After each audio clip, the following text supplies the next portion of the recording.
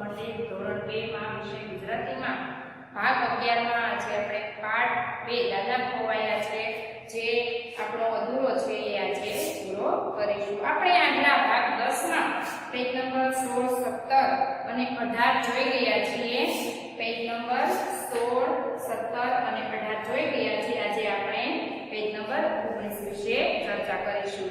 તો બાળમિત્રો, સૌપ્રથમ તો તમે મારી સાથે કલર જે આપણું પાઠ્યપુસ્તક છે એ ખોલો અને એમાં પેજ નંબર 19 ખોલો. પેજ નંબર 19 મારી સાથે તમે જે હું રીતે સમજાવું છું એ રીતે સમજો અને જ્યાં લખવાની જરૂર પડે ત્યાં તમે મારી સાથે પણ લખતા રહેજો.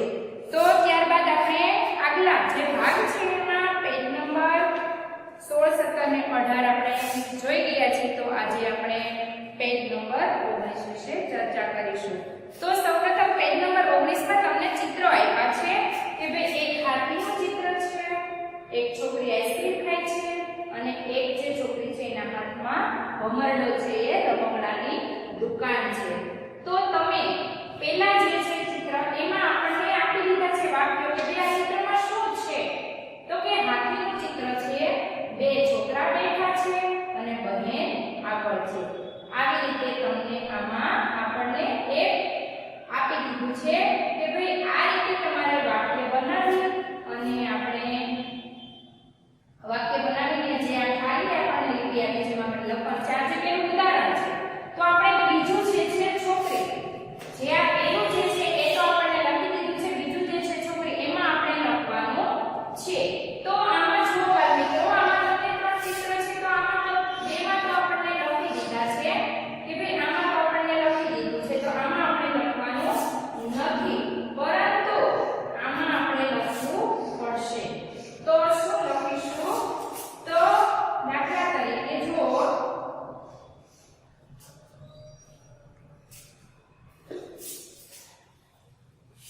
જે હાથીનું ચિત્ર છે એમાં આપણને લખેલું છે. તો આમાં લખ્યું છે કે ભાઈ આ હાથીનું ચિત્ર છે.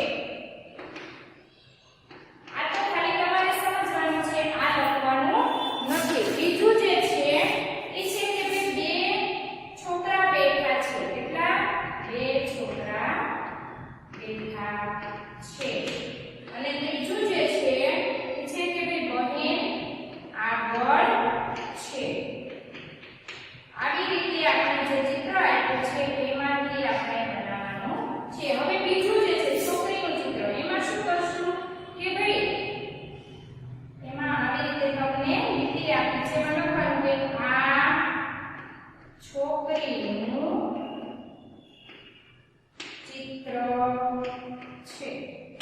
આ જે છે શું છે? છોકરીનું ચિત્ર છે. તો પછી બીજું જે છે શું લખવાનું છે કે ભાઈ બીજી આમાંથી તમને આ ચિત્રમાં શું દેખાય છે? તો કે ભાઈ એના હાથમાં આઈસ્ક્રીમનો કોન છે. શું છે? તેના હાથમાં કોન છે. તો લખવાનું કે તેના હાથમાં,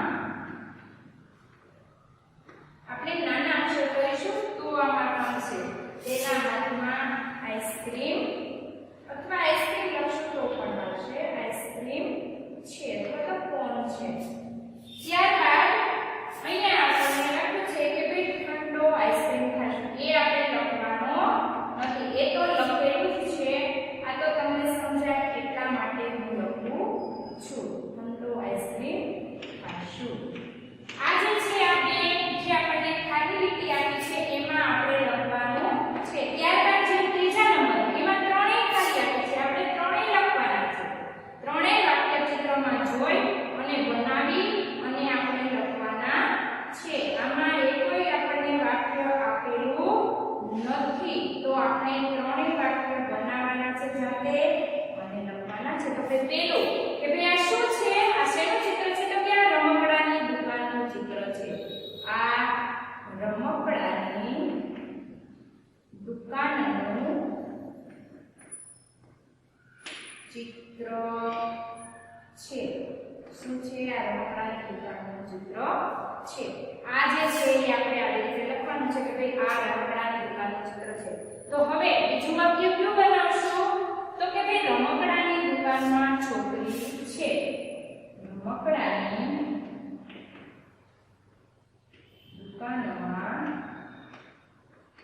છોકરી છે. આ જે છે આપણે બીજું વાક્ય બનાવ્યું ચિત્ર પરથી કે ભાઈ રમકડાની દુકાનમાં છોકરી છે. હવે ત્યારબાદ ત્રીજું વાક્ય શું બનાવશું કે ભાઈ તેના હાથમાં ભમરડો છે. તેના હાથમાં ભમરડો છે. તેના હાથમાં ભમરડો છે. આપણે ચિત્ર ઉપરથી ત્રણેય વાક્યો બનાવી નાખ્યા. આ બાજુ બે વાક્ય બનાવવાના હતા. આ જે છે છોકરી ભમરડો આપણા છે તો આપણે ત્રણેય વાક્ય બનાવવાના હતા અને આપણે ચિત્ર ઉપરથી ત્રણેય વાક્ય બનાવ્યા છે. આ જે છે ચિત્ર ઉપર જે મેં લખ્યા છે એ વાક્ય તમારે પણ લખવાના છે. તમારી જે પાઠ્યપુસ્તક છે એમાં પણ તમને ખાલી રીતે આપી છે એમાં પણ તમારે લખવાના છે. તો ત્યારબાદ છે ચાલો ગાઈએ કેટલું અકલમ ચકલમ ચમચમ. અકલમ ચકલમ ચમચમ બાળક બોલે બમ બમ. ચકલમ પકલમ પમ પમ બાળક બોલે બમ બમ. મકલમ ટકલમ ટપટમ બાળક બોલે બમ બમ. જે આ ગાય કેટલું હતું ગીત હતું એ આપણે ગાયું. ત્યારબાદ છે અભિનય કરો. અભિનય કરો એટલે કે બાળમિત્રો તમારે આ જે આમાં જે કીધું છે એનું આપણે અભિનય કરવાનો છે. એટલે તમારે નાટક અથવા તો અભિનય કરવાનો છે. પહેલું શું છે કે ભાઈ આઈસ્ક્રીમ ખાતી છોકરી. જે આઈસ્ક્રીમ ખાતી છોકરી છે આવી રીતે તમારે અભિનય કરવાનું છે. ઘરે તમે તમારા ભાઈ બહેન સાથે અથવા તો તમારા વાલીઓ સાથે બેસી અને તમે આવો અભિનય કરશો. ત્યારબાદ બીજો છે ફુગ્ગાને નિશાન તાકતી છોકરી. જે ફુગ્ગો જે છે એને નિશાન તાકતી છોકરી કેવી રીતે ઊભી હોય એ રીતે તમારે એનું અભિનય કરવાનું છે. ત્યારબાદ છે ભમરડો ફેરવતો છોકરો. ભમરડો ફેરવતો છોકરો કેવી રીતે ભમરડો ફેરવે છે એ તમારે અત્યારે અભિનય કરવાનું છે. ત્યારબાદ છે ગાયને રોટલી ખવડાવતો છોકરો અને પાંચમું છે કેળું ખાતો છોકરો. આ જે પાંચ જે છે અભિનય કરવાના છે એ તમારે ઘરે તમારા વાલી સાથે બેહાડી અને અથવા તો ભાઈ બહેન સાથે તમારે આ અભિનય કરવાના છે. તો ત્યારબાદ આપણે 19 નંબરનું પેજ નંબર આજે જોયું. હવે તમે 20 નંબરનું પેજ નંબર ખોલો. Page number 20. તો પેજ નંબર 20 જે છે એમાં એક આપણને વાર્તા આપી છે કે ભાઈ વાર્તામાં શું છે કે ભાઈ દાદા જોઈએ. આપણને એક વાર્તાનું શીર્ષક આપવામાં આવ્યું છે કે ભાઈ દાદા જોઈએ અને પાઠનું નામ શું છે? દાદા ખોવાયા છે. દાદા ખોવાયા છે એ પાઠનું નામ છે અને આપણને વાર્તા ઉપર લખી દીધું છે કે ભાઈ દાદા જોઈએ. એટલે કે ભાઈ જે બાળક છે જે છોકરો છે એના દાદા સાથે મેળામાં જાય છે. મેળામાં જાય અને એકદમ ભીડ હોય છે. ત્યાં એટલી બધી ગળતી ટ્રાફિકમાં દાદા જ્યારે ટિકિટ લેવા જાય છે અને જે છોકરો એકલો ઊભો હોય છે તો છોકરાને એમ થાય છે કે મારા દાદા ખોવાઈ ગયા છે. તો તે બધી બાજુ દાદાને ગોતે છે. એટલા માટે આપણે જે આ વાર્તા જે છે આ રીતે છે કે દાદા ખોવાયા છે એ પાઠ છે અને પેલું જે વાર્તા છે દાદા જોઈએ. એટલે છોકરો એક હઠ કરે છે.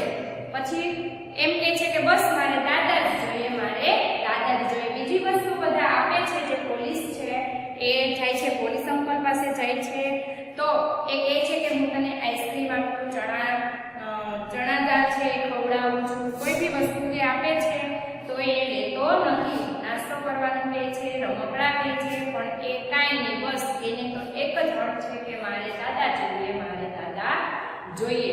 તો વાર્તા જે છે એ આપણે સમજીએ કે ભાઈ વાત્રકનગરમાં આનંદ મેળો હતો. જે વાત્રકનગર છે એમાં એક આનંદ મેળાનું આયોજન થયેલું છે. બધા મેળાની વાતો કરતા હતા કે બધા એવી મેળાની વાતો કરતા હતા કે ભાઈ વાત્રકનગરમાં સરસ મજાનો મેળો ભરાણો છે. વાત્રકનગરમાં આશીષ સોસાયટીથી તેના બંગલા નંબર 3 માં યજ્ઞ રહે છે. આ જે યજ્ઞ નામનો છોકરો છે એ વાત્રકનગરમાં આશીષ સોસાયટી, કઈ સોસાયટી? આશીષ સોસાયટીથી અને તેમાં બંગલા નંબર 3 માં યજ્ઞ રહે છે. તે પણ એના દાદા ત્રિકમદાસ સાથે આનંદ મેળામાં ગયો. તે બહુ ખુશ થયો. તે પણ એ જે તેના દાદાનું નામ હતું ત્રિકમદાસ, તો ત્રિકમદાસ સાથે તે આનંદ મેળામાં ગયો. એટલે કે ભાઈ મેળામાં ગયો અને જે મેળામાં ગયો તો તેને શું હતું? એને બહુ મજા આવી, બહુ ખુશ થયો હતો કે ભાઈ અમારે મેળામાં જવાનું છે, અમારે મેળામાં જવાનું છે. જે આ યજ્ઞ ખુશ થાય છે એવી જ રીતે તમે પણ ખુશ થાવ છો. તમને તમારા વાલી કહે છે, જ્યારે મમ્મી પપ્પા કહે છે કે આજે આપણે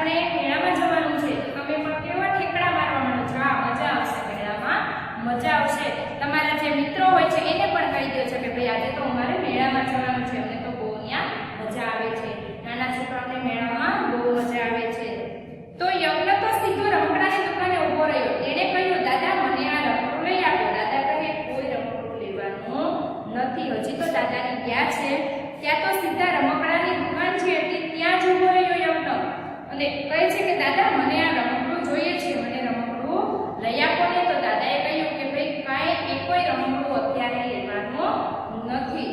તેઓ ત્યાંથી આગળ ગયા. યજ્ઞ આઈસ્ક્રીમની દુકાન આગળ ઊભો રહી ગયો. તેણે આઈસ્ક્રીમ ખાવાની જીદ કરી. ત્યાંથી આગળ ચાલ્યા તો યજ્ઞ શું થઈ ગયું? આઈસ્ક્રીમ જોઈ ગયો. તો આઈસ્ક્રીમની દુકાન છે એની પાસે ઊભો રહ્યો અને કહ્યું કે દાદા મારે આઈસ્ક્રીમ ખાવું છે ને જીદ કરી. તો દાદાએ તેને સમજાવતા કે બેટા પહેલા મેળો જોઈ લે, પછી તારે જે જોઈએ તે આપણે લઈશું. એના દાદાએ કીધું કે ભાઈ બેટા તું પહેલા મેળો જોઈ લે, પછી આપણે તારે જે જોઈએ છે એ આપણે હું લઈ દઈશ.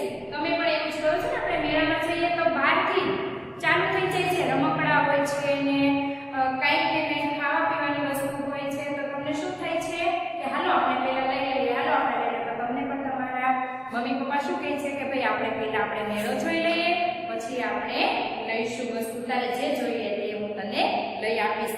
એવી જ રીતે યજ્ઞને પણ તેના દાદાએ કીધું કે ભાઈ આપણે પહેલા મેળો જોઈ લે, પછી તારે જે લેવું હોય તે હું તને લઈ દઈશ.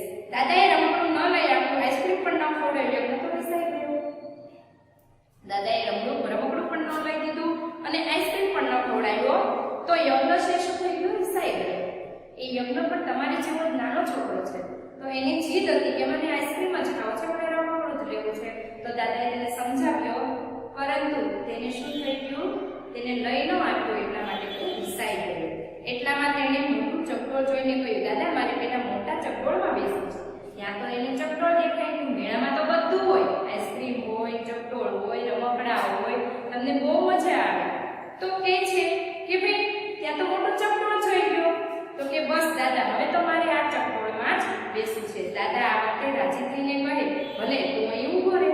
દાદાએ આ વખતે શું કીધું? હા પાડી. કારણ કે એમને મેળામાં પહેલા ચકડોળમાં બેસી જોઈ લે બધી મેળો, ત્યાર પછી આપણે જે વસ્તુ લેવી હોય તે લઈશું. એટલા માટે યજ્ઞએ ચકડોળમાં બેસવાનું કીધું. તો દાદા ત્યારે શું થઈ ગયા? રાજી થઈ ગયા અને કીધું કે તું અહીંયા ઊભો રહે, હું ટિકિટ લઈ આવું.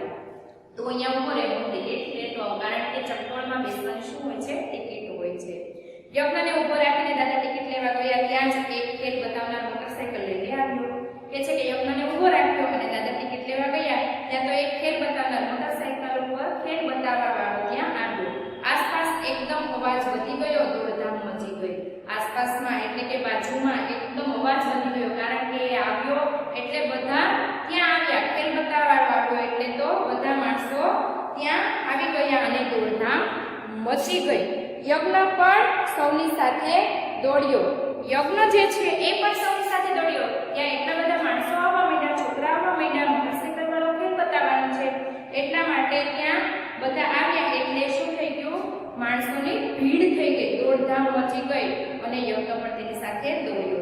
દાદા ટિકિટ લઈને આવ્યા. તેમને યજ્ઞને ત્યાં જોયો નહીં. દાદા આખા થઈને યજ્ઞને શોધવા લાગ્યા. જ્યારે યજ્ઞ જે છે એ બધાની સાથે ગયો તો દાદા ટિકિટ લઈને જ્યાં આવ્યા, જ્યાં યજ્ઞને ઊભો રાખ્યો તો ત્યાં જ્યાં આવ્યા તે દાદા તો જોવા માંડ્યા, પણ યજ્ઞ તેને ક્યાંય દેખાણો નહીં. તો દાદા શું થઈ ગયા? હાફા ફાફડા. દાદાને ચિંતા થવા માંડી કે આ છોકરો ક્યાં ગયો હશે, યજ્ઞ ક્યાં ગયો હશે.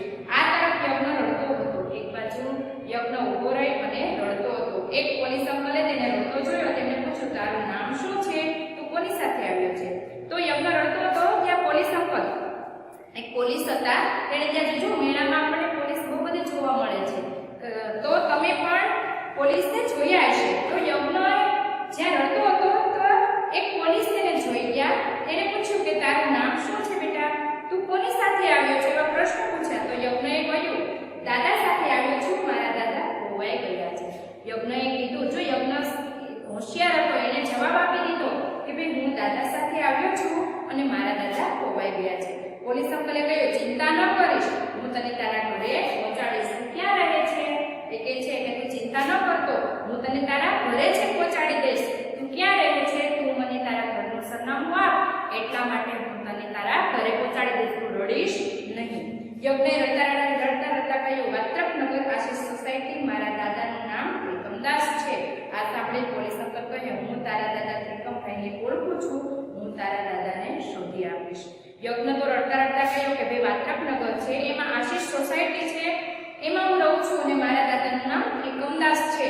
આ સાંભળીને પોલીસ અંકલ ખુશ થઈ ગયા કે ભાઈ આ છોકરાને એનું સરનામું આવડે છે, નામ આવડે છે, અને કહ્યું કે ભાઈ હું તારા દાદા જે ત્રિકમભાઈ છે એને ઓળખું છું, હું તારા દાદાને અત્યારે હમણાં શોધી આવીશ.